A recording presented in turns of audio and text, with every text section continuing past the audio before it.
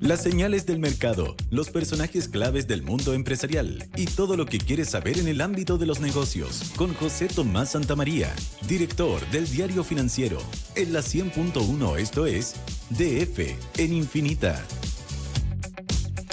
7 de la mañana con 48 minutos, junto a nosotros, José Tomás Santamaría, director del DF y DF Más. Feliz año, José Tomás, qué bueno estar contigo. Hola, José Tomás, bien. Felicidades. Igualmente, ¿cómo están ustedes? Súper bien, pues. de lo más Aquí, bien. felices de estar trabajando. Feliz. A las 7 y tanto de la mañana. Nos encanta estar trabajando. Pero el viernes 2 de sufrimiento enero. compartido ya no es sufrimiento. Sí. Pues, Igual Matías. debate, ¿es más innecesario el 26 de diciembre o el 2 de enero? Yo también creo que el 2 de No, enero este es está más como- innecesario. completamente de más. El 26 no vine, entonces... Yo tampoco, estaba por eso liquidado. encuentro que Tenía este que día venir. es más innecesario. Tenía que venir, no tenía cómo correrme. José Tomás Santamaría, vamos a estar hablando de proyecciones, ¿no? Eso, hablemos Porque del 2026. Hoy día hablamos estamos harto como de todos. 2025 ¿Cómo vienen las ya. cosas para los Géminis? Claro. Ponte tú. ¿Ah? Me lo podría Ilústranos. colgar con el horóscopo. Igual podría hacerlo. Yo he contado yo. Quizás hice me el iría horóscopo. mejor. Quizás me iría mejor. Yo una vez hice el horóscopo en un diario de circulación nacional. ¿En serio? Sí. Y Ah, pero una estafa. lo Pero inventé, o sea, imagínate. lo inventé, ¿no? Si fuera los astrólogos me van a odiar, pero lo inventé. Lo inventaste. Era Ah, no, joven si los también. otros, fíjate que lo hacen de verdad. Hay gente que se lo toma súper en serio. Yo, derechamente, escribí cosas así como va a estar súper bien.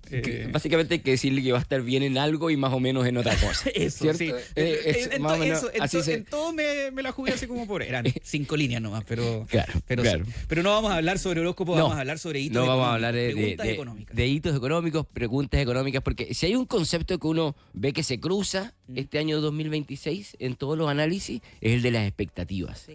Como que hay mucha expectativa, Sí. hay como cierta sensación como de optimismo respecto de lo que viene en la economía para este año 2026, lo que está basado en distintos datos y también en sensación de optimismo y de expectativa respecto de lo que venga este año, pero siempre las expectativas tienen un riesgo, Sí, ¿cierto? claro. Porque las expectativas son No, expectativas. claro, no son hechos Son ciertos. expectativas, tienen que traducirse en hechos concretos, ¿ya? En anuncios y en mayor actividad económica. Y es ahí donde está el riesgo, donde nos juzgamos, por así decirlo, la credibilidad de esas expectativas, en que finalmente ese mayor optimismo se termine traduciendo en una mayor avance para la noticias. economía y de buenas noticias para esta economía durante el año 2026 y bueno, y 2027, porque sabemos que muchas cosas se anuncian y después terminan concretándose más adelante. Por eso es que lo que les propongo es que nos preguntemos cuáles son esas preguntas, esas dudas a las cuales debiéramos estar atentos y que debieran ir moviendo la economía durante este año 2026. ¿Y por qué pregunta partimos, José Tomás Santamaría? Bueno, yo creo que la primera, si uno va a esto no es que yo lo haya inventado, digamos, como tú, Matías, el horóscopo. Uno preguntándole a distintos agentes del mercado, uno pregunta cuáles debieran ser los temas a los cuales debiéramos estar atentos, y por supuesto que el primero que te salta es la instalación del gobierno de José Antonio Kast, ¿cierto? Y qué tan rápido logra cumplir las promesas o las expectativas que también ha ido generando. Un tema que en el comando de José Antonio Kast también lo sienten y que les preocupa. Digamos, existe una expectativa, una alta expectativa respecto, y que fue sembrada por ellos mismos, digamos, durante la campaña, respecto de lo que va a ocurrir en este gobierno a partir del momento en que ellos asuman, y por lo tanto ir bajando esas expectativas o ir llevándolas a la realidad es parte importante de los desafíos. Por supuesto que un primer aspecto muy importante al cual están mirando los agentes económicos es qué va a pasar con el gabinete, ¿cierto? Que eso lo vamos a ver en un ratito más, digamos, Sí, pues. el O sea, 15. El 15 de Claro. enero dicen que ya deberíamos tener... ahora, hay algunas voces que apuntan que sería la mayoría el 15 de enero, pero que no estaría completamente definido. Claro. Bueno, hay que ver ahí cómo van a hacer el anuncio. También hay varios nombres que ya más o menos sabemos, que ya Claro. más o menos han ido saliendo y Sí. se han ido filtrando, y que por lo tanto uno supone que van a estar, uno supone que Claro, que Alvarado va a estar en el interior, probablemente, porque ese es el rol además que ha jugado hoy día. También suponemos que Jorge Quiroz va a ser ministro de Hacienda. Pese a todo, las críticas que recibió durante la campaña. Las críticas, él se ha mantenido firme y José Antonio Kast también ha sido muy leal a él, en el sentido de que Jorge Quiroz fue el primer economista que estuvo disponible de los economistas importantes, que estuvo disponible a apoyar a José Antonio Kast en un momento en que todos los economistas apoyaban a Evelyn Matei. Claro. Y bueno, suponemos, no tenemos claro si José Luis Daza va a decir que sí o no a esta propuesta de este triministerio de la inversión o del crecimiento que sumaría economía, minería, energía. Claro. Está la duda, uno suponía que iba a decir que no. Pero cuando uno habla con el mundo republicano, ellos tienen mucha esperanza de que va a decir que sí. Es que hubiera sido un error no forzado también del presidente electo hacer toda esta puesta en escena para venirse con un quizá y después a transparentar un no, digamos, ¿no? Uno tiende a pensar que ellos saben algo que nosotros no sabemos. Digamos. Ahora, a lo largo de la historia uno ha asumido esas cosas del mundo político y se ha dado cuenta que quizás... Saben mucho menos que uno. Saben mucho menos que uno. Claro. Ahora, en esta uno espera que efectivamente tienen algo en su planificación que nosotros no. Bueno, si dice que no, ¿qué es lo que van a hacer con esos ministerios? Es muy clave qué personas nombran porque son las señales respecto de cuál va a ser el rumbo que va a tomar el gobierno, al menos en ese tema, en el tema crecimiento e inversión. El otro aspecto que por supuesto va a estar mirando el mercado es cómo se instala. El gobierno ha hablado, el futuro gobierno ha hablado de un plan desafío 90, ¿ya? Que son los primeros 90 días en donde ellos dicen vamos a presentar una serie no solamente de proyectos de ley que queremos que avancen lo más rápido posible, sino que también reglamentos, documentos que se supone que ya están escritos, digamos, y que se van a firmar en los primeros días de gobierno. ¿Qué tan rápido logren avanzar? Es una cosa en la que van a estar muy atentos también los agentes económicos. Porque marca pauta, ¿no? Lo que pase, la velocidad que se le imprima esos 90 días, nadie pretende que sea la misma que se imprima a los 4 años, pero igual va a ser, yo creo, muy, muy importante para marcar un cierto ritmo, ¿no? Y una cierta credibilidad. Y porque saben que la luna de miel cada día es más breve y por lo tanto hay que aprovechar esos primeros 2 meses. Ahí depende mucho también qué actitud tome el Congreso. También va a ser muy importante para los agentes económicos ver qué actitud, si es una actitud digamos muy difícil, digamos, de negociar. Va a ser muy distinto a si los proyectos comienzan a avanzar, y también el plan de austeridad fiscal. Sí. ¿Qué tal avanza el plan de austeridad fiscal? Porque si bien todo el mundo reconoce que el plan de austeridad es necesario, hay mucha discusión del monto respecto de si se va a lograr o no, también un plan de austeridad significa menos crecimiento, ¿ya? Porque es plata que tú le quitas a la economía, que le sacas a la economía. Entonces, eso tiene un efecto negativo para el crecimiento económico, no para las arcas fiscales, pero para el crecimiento. Para el movimiento de la economía en general, digamos. Claro, entonces, ¿cómo tú eso lo logras compensar con mayores normas que generen mayor actividad y mayor inversión? Va a ser probablemente también otra de las grandes dudas que van a estar mirando los agentes. Las cartas que juega José Antonio Kast en estos próximos meses va a depender mucho del mazo que le llegue. Claro. ¿Cómo llega la economía chilena a este muy buen pase, 2026? Muy buen pase para la segunda pregunta. De lo que sabe uno, al menos del precio del cobre, la situación no puede ser más favorable. Sí, no sé, ha tenido suerte. ¿Cierto? Claro. Eso no tiene, no hay mérito ahí de nadie, digamos. Llegó con algo de suerte. Bajo el brazo. Que en todo caso es algo que o sea, que todos necesitamos suerte en la vida para las cosas que emprendemos. Uno siempre es mucho trabajo, pero también algo de suerte. Y en eso, al menos, las cosas se le están dando desde la perspectiva económica. Lo comentaba la Paola, el precio del cobre ha vuelto a estar en niveles récords y todas las estimaciones para el año son buenas. O sea, de que debiera seguir subiendo y que por lo menos durante todo este año debiera mantenerse arriba. De hecho, ya hay varios cálculos, depende del economista, pero que hablan de 3.000, 4.000 millones de dólares más que recibirían las arcas fiscales. Claro, como el bono. Como un bono, digamos, solamente por este aumento del precio del cobre, algo que probablemente no estaban los cálculos cuando partió esta campaña electoral, y que es un muy buen dato. El crecimiento económico también debiera ser... El promedio de las estimaciones está en 2,5% para el año 2026, pero hay varios economistas que ya han dicho que ellos creen que podría estar en 3%.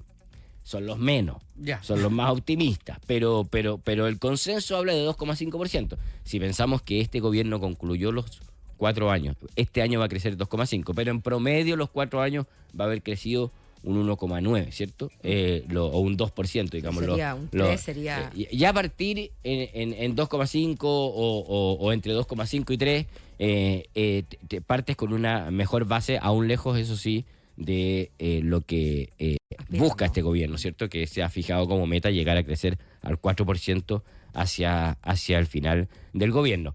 ¿Qué es lo que va a apuntalar el crecimiento, la inversión. La inversión.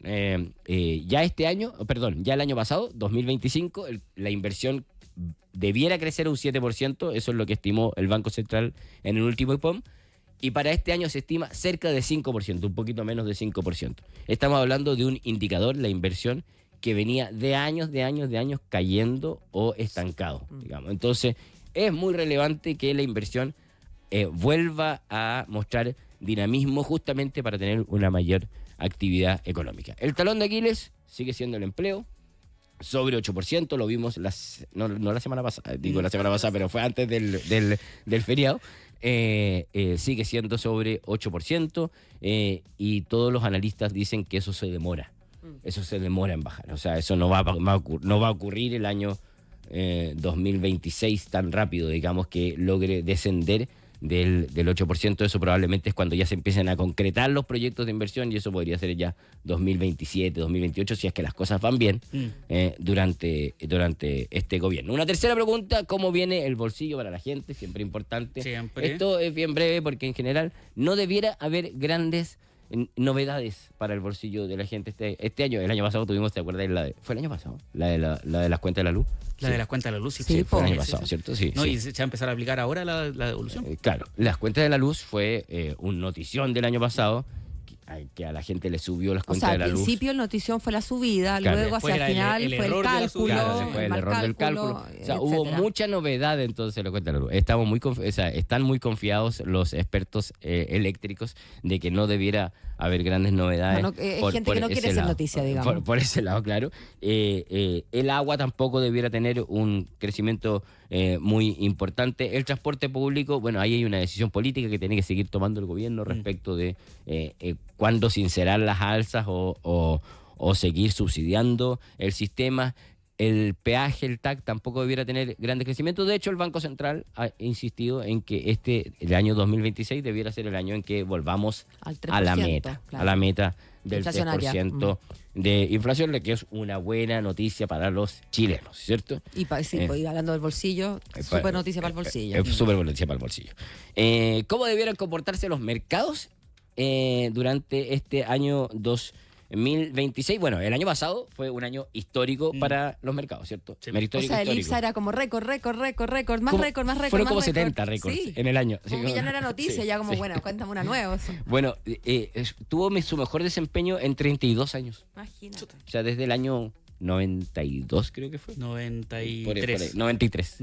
Con don Patricio Elwin. Increíble. Ahí había tenido un año tan bueno como el año que tuvo el IPSA. Por distintas razones, también tiene que ver con el crecimiento, con un apetito que surgió por riesgo, por las acciones también en Latinoamérica, a propósito de lo que estaba pasando en las grandes economías globales, también por expectativas respecto de un cambio de rumbo más pro inversión. Así lo ven los agentes económicos cuando hablan de cambio de signo político en el gobierno. ¿Qué se espera para este año? En el mercado esperan que el IPSA siga subiendo, que las bolsas sigan subiendo y que muestren un buen desempeño. Ahora, con un riesgo. Ya subió harto, entonces los activos ya están más caros, por así decirlo. El mercado ya tiene asimilado este nuevo rumbo que lleva la economía, y por lo tanto cualquier noticia negativa va a ser sobreestimada, ¿ya? Eso es lo que se dice. Van a ser mercados muy sensibles. Esa fue la palabra. Van a ser alaracos. Alaracos, digamos, alaracos. Es como un mercado sensible, porque cualquier noticia mala como que... La dermatitis al tiro. Claro, la dermatitis al tiro. Antibiótico rápido. Al tiro, el corticoide, urgente. Eso. Entonces, eso puede ser un riesgo, pero las noticias debieran ser buenas. ¿Qué pasa con Estados Unidos y China? Por supuesto, es la otra gran pregunta. Porque nuestro principal producto es el cobre, y porque todo lo que pasa entre Estados Unidos y China, nuestros dos principales socios comerciales, siempre es importante. Esto del papá y la mamá que se llevan pésimo, claro, es complicado para los niños.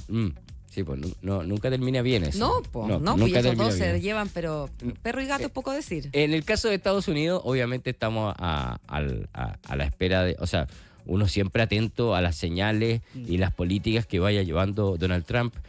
Un presidente que nos sorprende y que siempre nos puede seguir sorprendiendo. Entonces, hay que estar muy atento a lo que pase, Y dos cosas importantes, muy relevantes que van a pasar. Recordemos que los aranceles hoy día están en la justicia de Estados Unidos. La justicia tiene que definir si es que la fórmula que utiliza el gobierno para aplicar estos aranceles, que a través de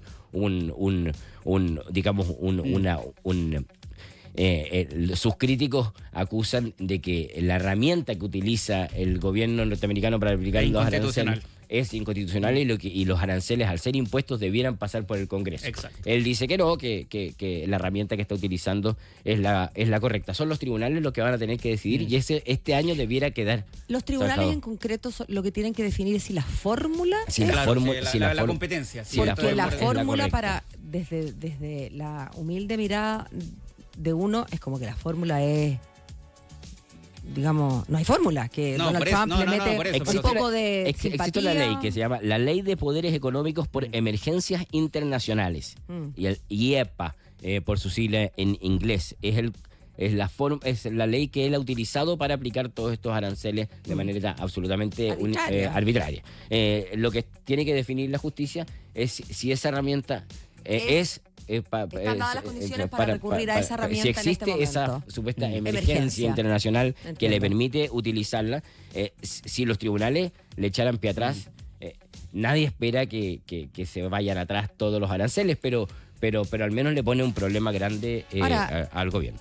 Con la cantidad de influencia que tiene, por decirlo poco, Donald Trump en la justicia, uno puede imaginar un escenario quizá desfavorable en alguna instancia, pero siempre tendiendo a ser favorable en las instancias superiores. Sí, bueno, sí, eso también está visto. O sea, si sale algún resultado de la justicia, probablemente este juicio va a seguir, así que tampoco es algo que se vaya a zanjar inmediatamente. Lo otro importante es que es lo que pasa con la FED. Recordemos que en mayo Jerome Powell termina su periodo como presidente de la FED. O sea, y hay que ver qué es Trump en cualquier minuto. Entonces, ¿a quién nombra Donald Trump? ¿Qué pasa con Jerome Powell? Existe la tradición de los presidentes anteriores que aun cuando les queda periodo, que es el caso de él, les queda periodo, se retiran, dejan de ser gobernadores de la Fed porque porque dejan la presidencia. Hay toda una duda si es que lo va a hacer, porque si lo hace, va a dar espacio para que se nombre a otra persona afín. Y China, por supuesto, lo relevante es qué tanta relevancia sigue tomando o qué tanto crecimiento empieza a tener en otros mercados en el mundo. Y solo para terminar, todos muy atentos también a lo que pasa con la inteligencia artificial. La bolsa en Estados Unidos también tuvo un gran año y eso ha sido básicamente impulsado por las acciones de inteligencia, de las empresas vinculadas a inteligencia artificial, y muchos dicen que aquí podría haber una burbuja, ¿ya? ¿De qué depende de que haya una burbuja o no? Bueno, de que finalmente los hallazgos en torno a la inteligencia artificial se te empiecen a traducir en una mayor productividad que empiece a impactar la economía. Hoy día están todo el mundo atento a qué es lo que pase ahí. Si es que eso se empieza a notar, le va a dar mucha fuerza, digamos, a esas empresas, a esas compañías y a esas acciones. Si es que no, eso puede empezar a generar algún ajuste en acciones que han subido muchísimo durante los últimos años. Dos cosas a las cuales hay que estar muy atentos, dos aperturas de bolsa que podrían venir este año 2026, OpenAI y SpaceX, que no es inteligencia artificial, pero que prometen ser de las mayores de la historia de la humanidad. José Tomás Santamaría, director del DF y DF+. Yo insisto, si él pudo trabajar el día de hoy, todos podemos. Gracias por habernos venido a acompañar, pues. Muchas gracias a ustedes. Gracias, José Tomás. 8:06.